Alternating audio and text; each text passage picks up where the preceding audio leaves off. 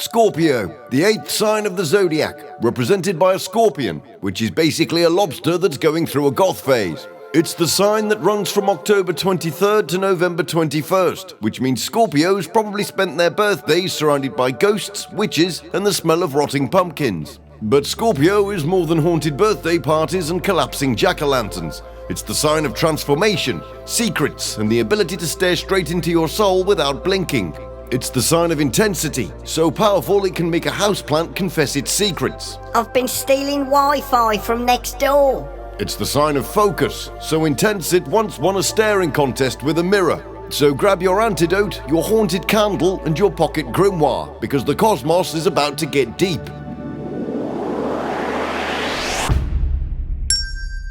Today we're diving headfirst into the mysterious depths of Scorpio, the 8-legged 8th sign of the zodiac. It's a fixed water sign with a yin polarity, ruled by both Mars and Pluto, which pretty much tells you all you need to know.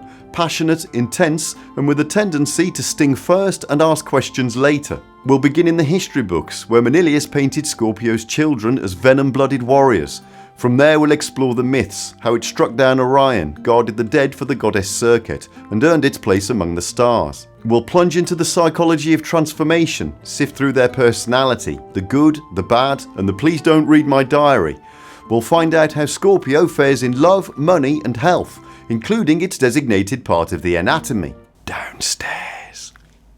And in Correspondence Corner, we'll summon their tarot cards, mix up a herbal cocktail, and uncover the gemstones that channel their power, including some gorgeous bracelets from our friend at otterspirit.com, with a 20% discount using the code KIPPY20. So if Libra was the sign of balance, Scorpio is what happens when the scales tip and everything bursts into alchemical transformation, passion, secrecy, renewal, and the occasional dramatic text message. But first, let's find out what the Fool has gotten himself into, out there in the cosmos. The Fool's Odyssey. The Fool has been travelling through space on the Cosmic Constellation Express. Presently, he finds himself pulling into the Scorpio station. Now arriving at Scorpio. Please gather your belongings and your emotional baggage. Soon the Fool finds himself standing on the platform. I don't know why, but this place feels really intense. Psst. What? Did you hear that? Psst. Come here. Whoa, I think that bench just spoke to me. Come over here. Hello, Mystic Bench. Do you need oiling? I'm not a bench. I'm the archetypal scorpion. And if you want your ticket stamped, I suggest you pay attention. Traveller, traveller, foolish and bright. You've wandered into Scorpio's night. To pass this platform, you must prove true. 3 little riddles I'll pose to you. Oh no, I'm terrible at riddles, and exams, and thinking. First of all, what does it mean to forget something? I can't remember. Correct. Which word is spelled wrong in every dictionary? Wrong? Correct. Finally, what is the English translation of je ne sais pas? I don't know. Correct. Well, despite being thicker than a whale sandwich, you've managed to answer all 3 riddles correctly. This is rather Scorpio of you. Really? Am I mysterious? No, you're clueless. But you do stumble into the truth, even if it's by accident. We Scorpios may seem secretive, but we dive into shadows, transform what hurts, and guard what matters. Intensity, loyalty, depth. That's our territory. Sounds dramatic. It is, and that's just how we like it. So will you stamp my ticket? I suppose so. Now go forth into the cosmos with courage to face your shadows, and try not to talk to any more benches. The Fool leaves the mysterious Scorpion to continue his odyssey. To be continued. Now to the buttocks of destiny, where the shadowy trials and emotional intensity of Scorpio have taken their toll on our poor Taurus Fool. All those riddles and pressure have swung our arrow over to the sad cheek, to the left of the mystical brown eye of fate. Will the Fool claw his way back to the happy cheek, or will he sink deeper into the dimples of doom? Find out next time on The Fool's Odyssey. The history of Scorpio. Once again, we're kicking off with Manilius for the history section and his epic 1st century poem Astronomica, where things are getting a little bit heated. He says bright Scorpio armed with poisonous tail prepares men's martial minds for violence and wars. His venom heats and boils their bloods to rage, and rapine spreads over the unlucky age. According to Manilius, those born under Scorpio are basically the human embodiment of a battle cry, venom in their words, fire in their blood, and trouble in their wake. So pretty much a normal Tuesday for Mars. But there's more. Later on he says, but Scorpio's tail displays a double influence from his forked rays. For when that first appears, though peaceful child, shall cities raise and be inclined to build. The world shall see him with his 28 ploughs surround, the place designed and mark the fatal bound. From the very beginning, Scorpio's stars were seen as a paradox, the sign of destruction and creation. To Manilius, the sting of the scorpion could rouse soldiers to fury, yet the same celestial tail might mark out the foundations of a city. Mars rules both impulses, the warrior and the builder, reminding us that sometimes the same fire that burns down empires also forges them anew. Fast forward a century and we find Claudius Ptolemy writing in Tetrabiblos, the ancient world's definitive astrological manual. He was less interested in poetry and more in meteorology. He said Scorpio in its general character is fiery and productive of thunder. The front parts cause snow, the middle are temperate. The latter parts excite earthquakes. Its northern parts are heating, its southern moistening. Sounds like perfect picnic weather in the UK. Anyway, even in Ptolemy's day, Scorpio was a volatile sign, equal parts destruction and renewal. But whereas Manilius saw passion and battle, Ptolemy saw climate. Energy, building and releasing in unpredictable bursts, quite literally rocking you like a hurricane. By the 16th century, Scorpio had worked its way into the grimoires. Heinrich Cornelius Agrippa, the Renaissance go-to guy for occult bureaucracy, listed every planet, angel and spirit with terrifying precision. Agrippa describes the image of Scorpio as a man armed with a serpent twisted about him. So once again we're back to that familiar theme of passion, danger and a touch of venom. For Scorpio, he assigns the angel Barbiel, one of Mars's fiery lieutenants, whose name means purity of God, which is ironic when you bear in mind that Scorpio's in charge of the wedding tackle. In the zodiacal roll call, each sign has an angelic intelligence and a darker, more mischievous counterpart. Think of it as celestial HR, one department for divine order, another for demonic chaos. In the case of Scorpio, that gives us Sarsael. Try saying that with a mouthful of peanuts. His name turns up in the magical calendar of 1619, a kind of cosmic directory that expanded on Agrippa's system by giving every sign its own angel and devil. In any case, he's known as the Demon King of Scorpio. Barbiel governs regeneration and healing, while Sarsael embodies Scorpio's more ruinous current, destruction, secrecy and endings. So that's the historical paperwork sorted, but where did the scorpion itself come from? The mythology of Scorpio. As ever, we're heading all the way back to ancient Mesopotamia in search of the Babylonian origins of Scorpio. They knew this sign as Mulgir-Tab, meaning the creature with the burning sting. In the Epic of Gilgamesh, the scorpion men embody that same archetype. They guard the gates of the sun at the mountains of Marshu, the liminal point where day meets night. There they stand and watch over the sun god Shamash. Beyond their gates lies Carnegie, the land of darkness. Each dawn they open the doors to let the sun rise into the world of the living, and each dusk they close them again as Shamash descends through the underworld. The Egyptians also saw sacred meaning in this symbol. Their goddess SERQET was often depicted as a scorpion, and she was both healer and protector, so we see that dual nature of Scorpio once again. She guarded the dead from venomous creatures in the underworld, and was said to watch over the mummified organs within the canopic jars. Her sting offered protection, the power to preserve and transform. From there it's over to Greece, where the scorpion story takes on an even sharper sting. In Greek mythology, the constellation Scorpio was said to have been placed in the sky by the gods after a rather unpleasant encounter between a giant hunter and a very small arachnid. The hunter in question was Orion, who boasted that he could kill every animal on Earth. This didn't sit too well with Gaia, the Earth goddess, so she sent a scorpion to remind him that even the mightiest can fall to the smallest. In some versions it's Artemis, goddess of the hunt, who sends the creature, either to punish Orion for his arrogance or to protect her own honour. In either case, the clash was so intense that even Zeus paid attention. When the dust settled, he honoured the scorpion's triumph by placing it among the stars. At Artemis's request, Orion was set in the heavens too, not as a hero, but as a lesson in humility. To this day, when Scorpio rises, Orion slips beneath the horizon, forever retreating from his tiny but victorious rival.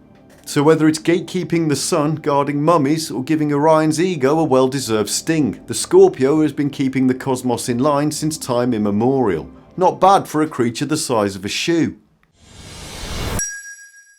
The psychology of Scorpio.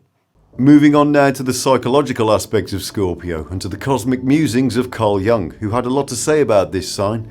Just a quick note before I crack on, I'm not always quoting directly from Jung here, as some of his language was a little too sensitive for YouTube, so I've put brackets around the terms that I've adapted.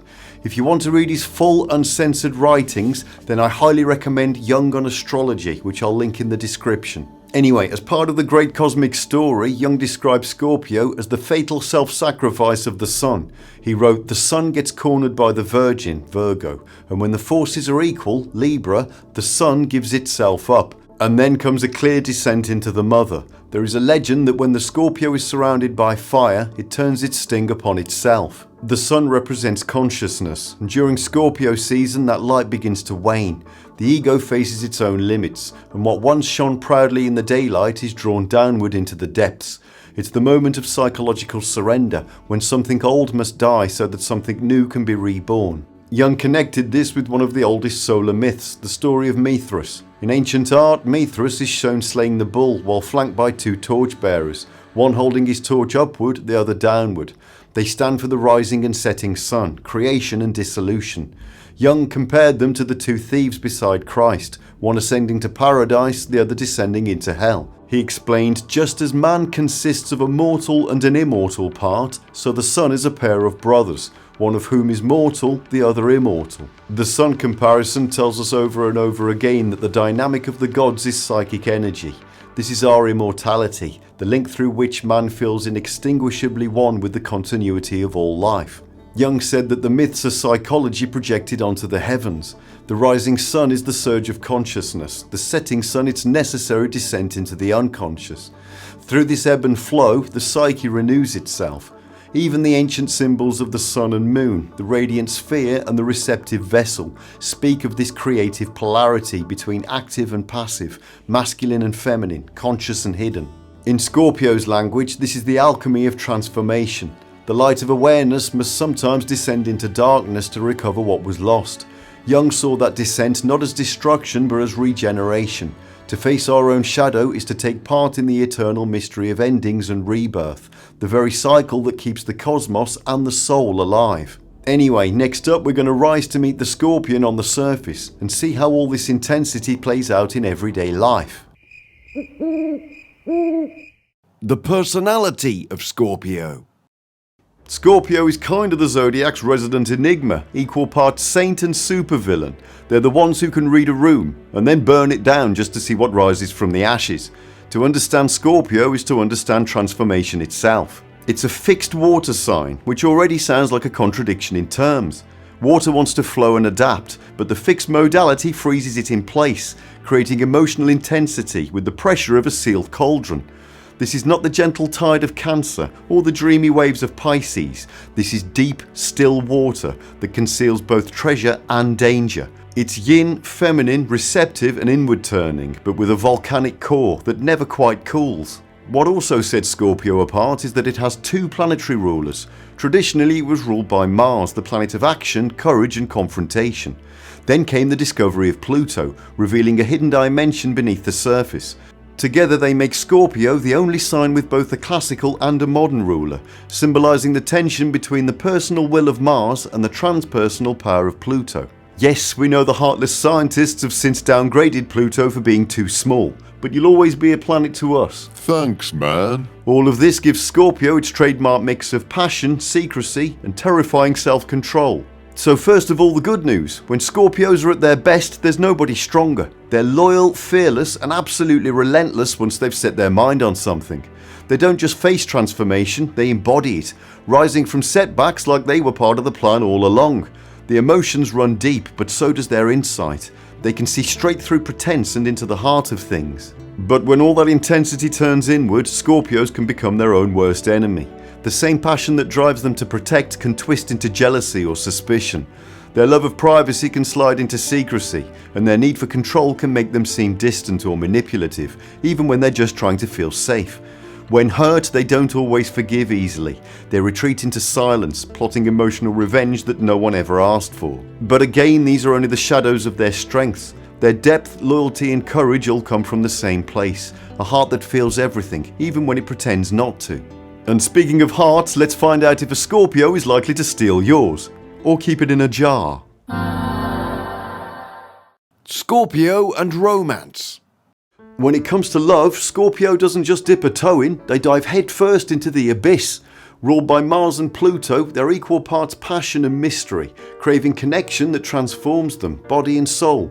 Sometimes that means total devotion, other times it's an all-consuming fling that burns bright and vanishes into smoke.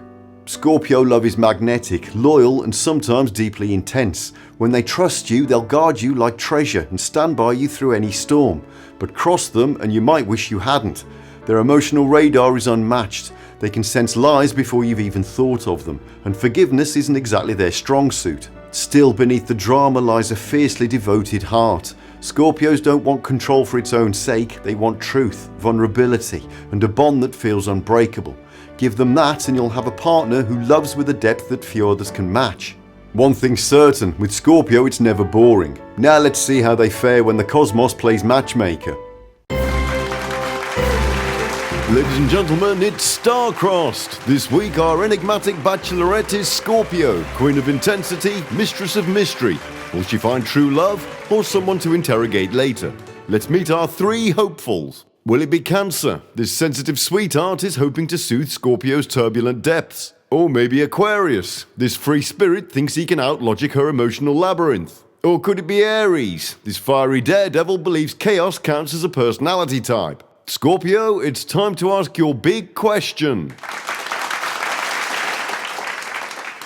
Hello, gentlemen. If we were dating, how would you handle my intensity? I'd make you a cozy home, cook dinner, and reassure you daily. I'm basically emotional bubble wrap. And how about you, Aquarius? I'd honour your intensity from a respectful emotional distance, while sending late-night philosophical memes. And finally, Aries. I'd meet your intensity head on. You bring the depth, I'll bring the fire extinguisher. Let's make sparks. Well, Scorpio, it's make your mind up time. I think I'm going to go for Cancer. He'd feed me, fuss over me, and won't panic when I disappear into the underworld. And there we have it, Scorpio and Cancer, a match made in the emotional deep end. Now buckle up, it's time for Star-Crossed Tinder Edition. Enjoy slow cooking, slow mornings, and slow emotional processing. Stable, reliable, deliciously loyal, but he'll take 3 business days to reply. Interests, talking, texting, debating, overthinking, repeating. He's fun, but if I interrogated him, he'd reveal 6 different personalities. Occupation, influencer. Favorite pastime? Telling mirrors they're lucky to have me. Dramatic, confident, and shiny. Looking for someone organised. Spreadsheet experience appreciated. He'd take one look at my shadow journal and call the police. Here for harmony, beauty, and someone else to choose the restaurant. He's charming, but if he asks me what I really want for dinner, he won't survive the evening. Passion, mystery, occasional emotional thunderstorms. No, I don't date other me's. We'd build a beautiful life, then burn it down for character development. Here for adventure. Car packed, passport ready. No plan whatsoever. He's thrilling, spontaneous, and utterly feral. Perfect for a fling, but I refuse to live in a tent. Career focused, financially stable, emotionally under construction. I do love ambition, but I'm not scheduling intimacy 6 months in advance. Dreamer, empath, can cry on command, or without it. He's sweet, psychic, and drowning in feelings, but I prefer my partners slightly more anchored to reality. Scorpio and health. Once again, it's time to gaze upon that most bizarre ancient medical poster, the Zodiac Man. According to the old doctrine of Melathesia, each zodiac sign governs a different body part. Aries got the head, Taurus the neck, and so on down the celestial anatomy chart until we reach Scorpio, who got the naughty bits. According to Manilius, Scorpio warms desires in secret parts and spreads unruly fires. Ptolemy suggested that Scorpio, a watery and feminine sign, makes men fierce, secret, and desirous of union. So we're very much in the realms of physical connection. Does that mean we're getting new Wi-Fi? Yeah. The ancients said that those born under this sign could probe and heal with poisons. It's the paradox at the heart of Scorpio, the healer who isn't afraid to walk through the dark to find the cure. Think of it like an ancient vaccination, only with more snakes.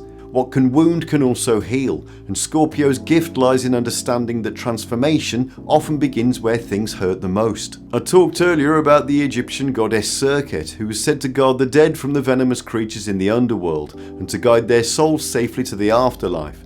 Her sting could kill, but it could also cure. The priests of SERQET were even said to use scorpion venom in their rituals of purification and rebirth. But getting back to modern times, anything that helps the body detox or unwind is Scorpio medicine. Exercise, meditation, therapy, interpretive dance, whatever helps you shed that old skin. You regenerate by facing the parts that sting, because that's where the real healing happens. And remember, this is just for fun. If you've been stung by an actual scorpion, please consult a doctor. Really quickly. Scorpio and wealth. Scorpio's relationship with money is a bit like their approach to everything else. Private, strategic, and ever so slightly obsessive. They don't chase wealth for its own sake, they chase power, freedom, and the ability to transform circumstances at will. For Scorpios, money is energy, something to be harnessed, directed, and if necessary, reborn from the ashes. They're natural long game players, with a knack for seeing value where others see rubble. When the market panics, Scorpio quietly takes notes, waits for the dust to settle, and then swoops in like a financial phoenix. They have an incredible focus and stamina for complex projects, especially those that involve hidden systems, patterns, or psychology. In a career sense, Scorpios often thrive in research, medicine, therapy, forensics, politics, or anything involving secrets, so they probably make good spies. However, their intensity can tip into control issues, and they can also fall into the all or nothing trap, either hoarding for safety or going full on dragon on a gold pile. But when they align their financial goals with their deeper purpose, they don't just make money, they make meaning. So they should invest in emotional depth. That and a good pension plan. And again, please don't take financial advice from YouTube astrologers, arachnids, or anyone who says trust me while holding a spell book. The constellation of Scorpio. Now we turn our gaze to the night sky itself and to the stars of Scorpius. It's one of the most striking constellations in the zodiac, easily recognizable by its curve and hooked tail. In fact, it's one of the few constellations that actually looks like what it's meant to represent. The brightest star in the constellation is Antares, whose name literally means rival of Aries. It's a red supergiant around 550 light years away, glowing with that same fiery colour that made the ancients think of Mars. Astronomically speaking, Antares is colossal, about 700 times the diameter of our Sun, so if you plonked it in the middle of the solar system, it would swallow up the Earth and extend beyond the orbit of Mars. If you trace Scorpio's tail down toward the horizon, you'll find it nestled right against the shimmering band of the Milky Way. In fact, near the stinger lies the centre of our galaxy, hidden behind thick clouds of cosmic dust. Ancient stargazers couldn't see it, but modern astronomy tells us that deep within the region lurks Sagittarius A, a supermassive black hole with about 4 million times the mass of the Sun. So when you're gazing at Scorpius' tail, you're looking straight towards the heart of our galaxy. Scorpius is also one of the largest constellations in the sky, spanning across more than 30 degrees of celestial longitude. Despite this, the Sun passes through its boundaries for just 6 days, from about November 23rd to the 28th, which is why astronomers point out that the Sun actually spends more time in Ophiuchus, the serpent bearer, proof perhaps that Scorpio prefers quality over quantity. Finally, for those who are following sidereal astrology, where the zodiac aligns with the actual positions of the constellations rather than the seasons, if you were born between November 16th and November 21st, then you're a Scorpio in both systems. However, if you were born between October 17th and November 15th, you would be a Libra in the sidereal system. Correspondence Corner. We kick off as ever with the corresponding tarot cards. In the case of Scorpio, that gives us the 5, 6 and 7 of cups, the Knight of Cups and the King of Wands, the Page and the Ace of Cups, and archetypal Death is Scorpio's trump card. Just a quick note before I carry on, these are deccan cards rather than birth cards. Birth cards use numerology, whereas here we're using astrology, so each decan represents a 10-degree slice of the zodiac, and each one corresponds to a minor arcana card. If you were born in the first decan of Scorpio, October 23rd to November 2nd, your minor card is the Five of Cups, which is Mars in Scorpio. This is the card of loss, specifically initiation through loss. It represents Scorpio's descent phase, when old attachments must die before transformation can occur. It's that moment when Scorpio realises you can't heal what you won't feel. If you were born in the second decan of Scorpio, November 3rd to November 12th, your minor card is the Six of Cups, which is the Sun in Scorpio. Once we've walked across the bridge of acceptance that we saw on the 5, we arrive at a gentler landscape. The storm has passed and the sun now shines over the water, revealing what was hidden beneath the surface. If you were born in the last decan of Scorpio, November 13th to November 21st, your minor card is the Seven of Cups, which is Venus in Scorpio.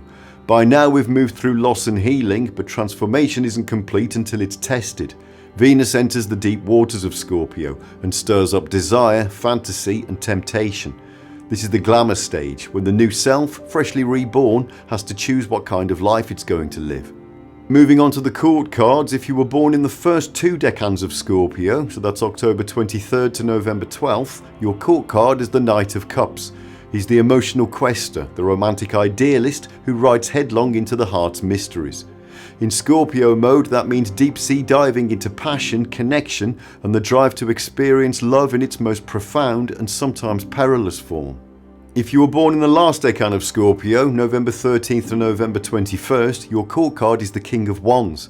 This might seem like a surprise, a fiery king at the end of a water sign, but that's precisely what makes it powerful. It's the fiery part of fire, will and creativity at their most intense. But in Scorpio's final decan, that fire is tempered by emotional depth. The Page and the Ace of Cups rule the quadrant of the zodiac wheel that covers Libra, Scorpio and Sagittarius, so all Scorpios get those. The Ace of Cups is the root of the element of water, the pure potential of emotion, intuition and love before it takes any specific form. It's the sacred grail overflowing with life, the seed of all the Cups cards. For Scorpio, this is the source of their emotional power, the wellspring that fuels all that depth, passion and psychic sensitivity. The Page or Princess of Cups, meanwhile, is the earthy part of water, the grounding of that same emotional energy into real life. They represent imagination made tangible, intuition taking shape, and vulnerability turned into connection. If the Ace is divine love, the Page is its messenger, carrying those waters into the world. Finally, we come to Scorpio's major arcana card. This is the true culmination of all the transformation we've looked at in the cards of this sign. In the sequence of Scorpio's minor and court cards, we've seen every stage of metamorphosis: loss and release in the 5, healing and illumination in the 6, temptation and discernment in the 7, emotional mastery in the Knight, and creative rebirth in the King. All of those threads weave together here. This is all about transmutation, the alchemy of shedding one skin to reveal another. Scorpio's entire journey has been building to this, from emotional crisis to illumination, temptation, mastery, and now renewal. This is the Phoenix moment, the revelation that transformation is the constant. It's where Scorpio discovers that endings are really just beginnings dressed up in different clothes. So while other signs might fear this card, Scorpio understands it. For them, it's not a doorway to darkness, but to regeneration, the endless cycle of decay and rebirth that keeps the universe alive. Moving on to the Kabbalistic tree of life, Scorpio sits on the 24th path and corresponds to the Hebrew letter Nun, which translates to fish. According to Lon Milo Duquette in the Chicken Kabbalah, fish are known for their ability to breed like crazy. Nun represents fecundity and regeneration. The path of Nun connects Tiferet, the solar sphere of beauty and balance, with Netzach, the sphere of desire and victory. It's the route by which the light of the soul descends into the passions and instincts and resurfaces transformed, so it's very on brand for Scorpio. Next up, we're going to look at the corresponding gemstones and say another thank you to our friends over at otterspirit.com, who've put together an absolutely stunning selection of bracelets for Scorpio. Don't forget you can use the code KIPPY20 at checkout for a 20% discount. Lava rock is the foundation stone here, forged in fire and born from the Earth's core. It's pure raw strength. It anchors Scorpio's intensity, helping to ground those volcanic emotions instead of letting them erupt. It's basically your keep calm and don't sting anyone stone. Rainbow Moonstone brings in Scorpio's intuitive side. It connects to lunar cycles and inner tides, helping you to read between the lines and trust your instincts. It's a reminder that Scorpio's power isn't just emotional, it's perceptive.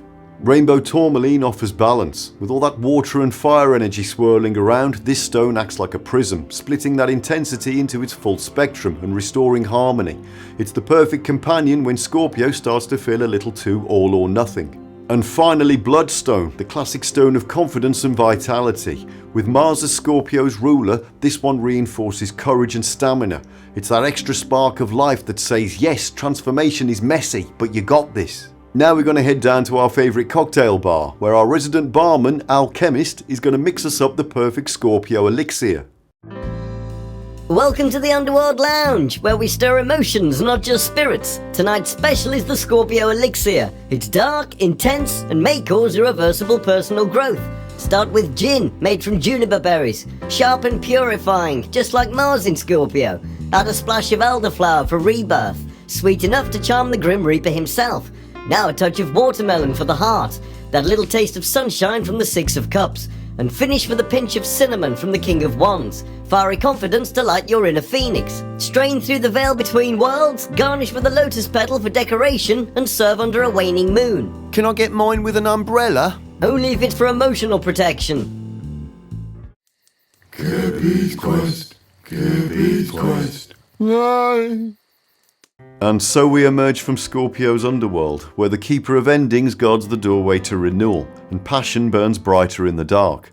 Here the soul sheds its old skin, the heart learns to turn pain into wisdom, and even the darkest waters shimmer with hidden light.